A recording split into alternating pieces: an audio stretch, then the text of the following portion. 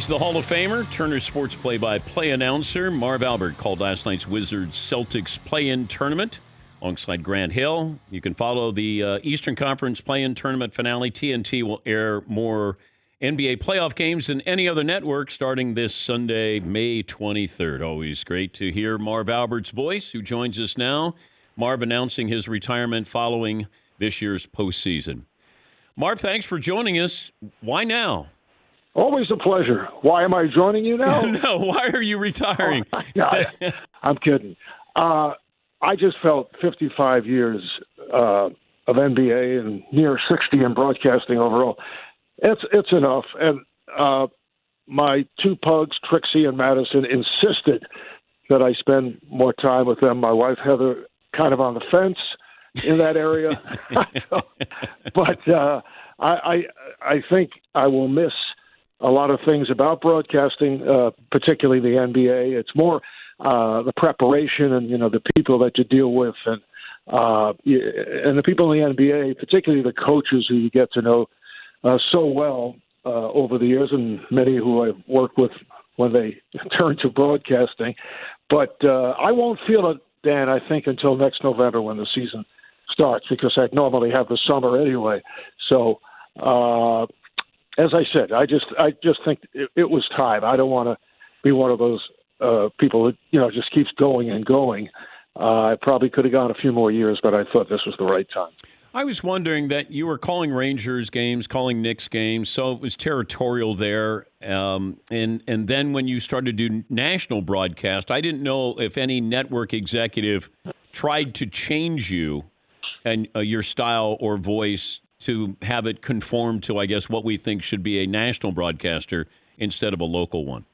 Yeah, that I think that's changed now. When you listen, be it the networks over the air or cable, people who are doing games, you have different styles now. I think that's really changed to the type of voice or the type of style where everything was kind of straight-laced in terms of the presentation.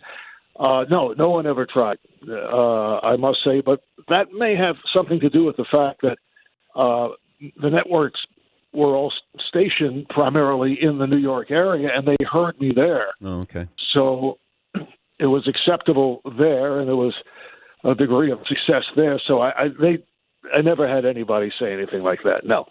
Greatest performance you ever witnessed on the basketball floor in a game you called?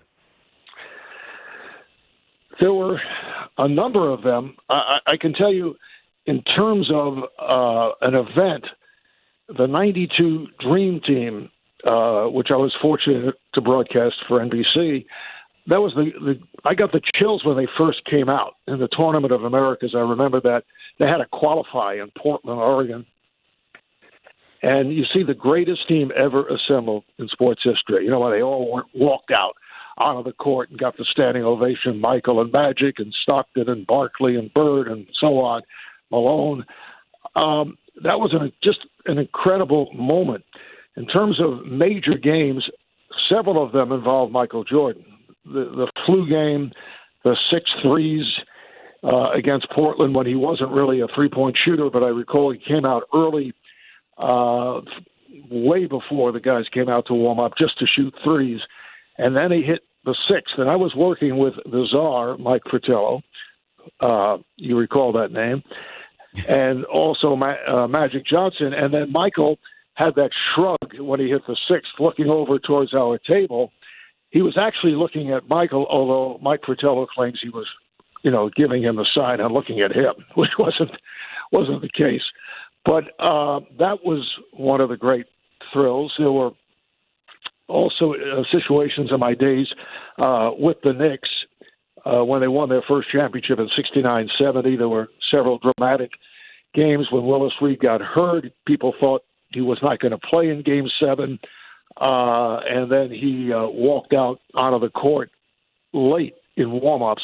And I recall the Laker team just stopped and stared. Will Chamberlain couldn't believe that Willis was taking the court, and he hit 2 jump shots early. Yeah. And that was his contribution, except for the fact that he inspired them. And it was really it was one of the great moments in New York sports when they won, because they'd never won a championship. Then they won in '73. It wasn't quite the same feeling they won in L.A., so you didn't have the New York fans on hand. But that was just a terrific team because of the style they played with. The ball movement, kind of like Phil Jackson's triangle in later years, and it was such a smart team. With Bill Bradley, and Phil was on that team, although he was injured that year, and Dave DeBusschere, Willis, Clyde. People forgot in Game 7 because all the conversation dealt around Willis playing, but Walt Frazier had one of the all-time greatest playoff games. He had 36 points, 19 assists, 7 rebounds. And that sometimes is forgotten, except when Clyde mentions it on the air. Well, he was also going against Jerry West. I think he also had 6 steals in there. It was, and he didn't win MVP. Willis got MVP, right? He did, yes. He had some good games early, but he got hurt actually in Game 5, and that was Red Holzman, who was the head coach, accepted input from his players, particularly Bradley and DeBusschere. And there were no other, there were no assistant coaches in those days. But Bradley and DeBusschere suggested a movement offense that really worked against a Laker team that was, was Chamberlain, West. They were a super team, although they only, Jerry West just won the one championship, as it turned out, as great as he was. But it was really DeBusschere and Bradley's input. So I think that had a lot to do with it, because now you see benches where, there are 10 coaches, 5 sitting behind the regular bench, and it's a completely different situation. And, it's advanced so dramatically in recent years in terms of what the coaches do and the video work and the analytics.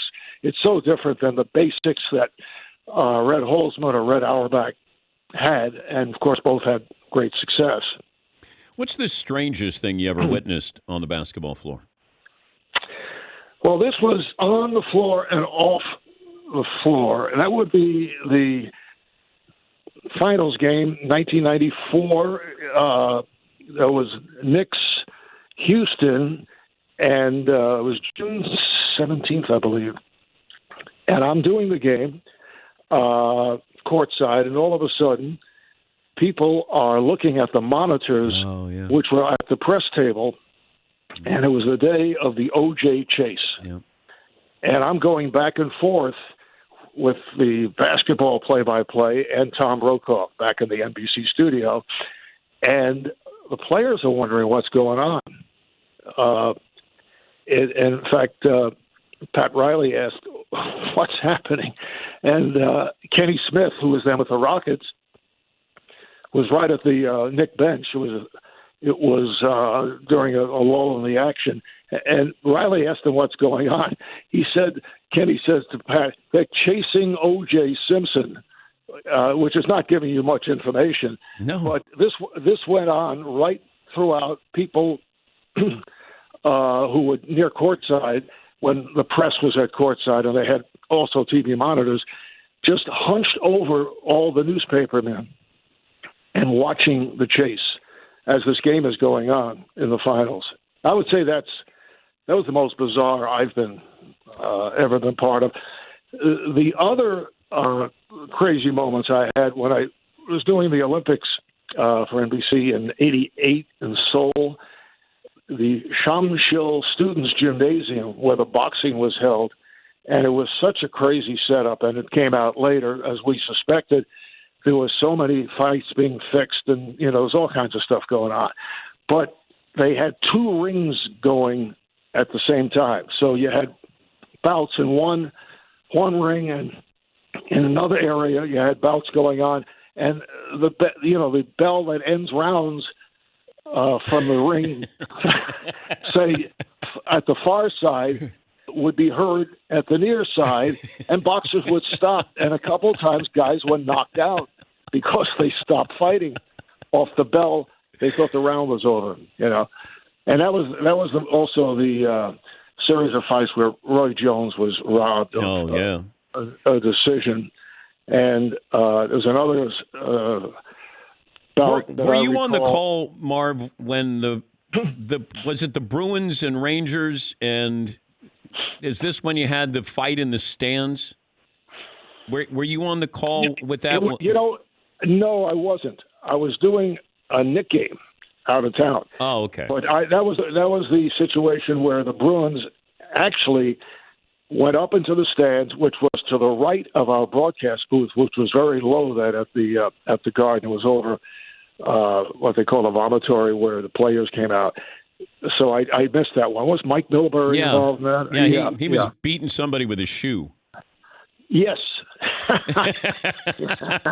Yeah. No, I saw far too many fights when I was doing hockey, but I try to use my boxing play-by-play skills at the time. But, I thought they had a pretty good handle on it in terms of cutting down on it. It's ridiculous. But I think there was the feeling that this is part of what is attractive to a segment of fans. And then we saw the Tom Wilson situation a couple of weeks ago against the Rangers, and that was terrible. So I was just wondering this time, next year in the fall. This sounds like something Letterman would have done as a skit. He would have you down at the park calling little kids playing basketball, play-by-play, because you're retiring. Yeah. That sounds like something Letterman would do. Well, we had a similar skit once where I'm calling the game. It's funny you mentioned this because I was sitting on a couch in his office. He had a basketball game on, and he asked me, this was a skit, to come in and call the game. So Letterman has you on his couch, and you're watching a basketball game. Yeah, and then he tells me to cut it out. Yeah, it was David. Yeah. Oh, so you're doing play-by-play, watching the game with Dave, and Dave doesn't want to hear you do it. Exactly. Well, that's the way I started, and my brothers Al and Steve, who also did NBA games, we would turn down the sound of the TV and do games on our tape recorder. And my son Kenny did the same with basketball and hockey, and we had our own fictitious radio station, and it was great practice at the time. Little did I know that I'd be doing virtual calls these days off the television set. So it was good practice for what's taking place now with both TNT and ESPN. Great to talk to you. Have fun during the postseason, and please give my best to Heather. And thanks for joining us, Marv. Anytime, Dan. Thank you. I enjoy listening and watching you all the time. So thanks so much. That's Marv Albert, going to retire at the end of the postseason.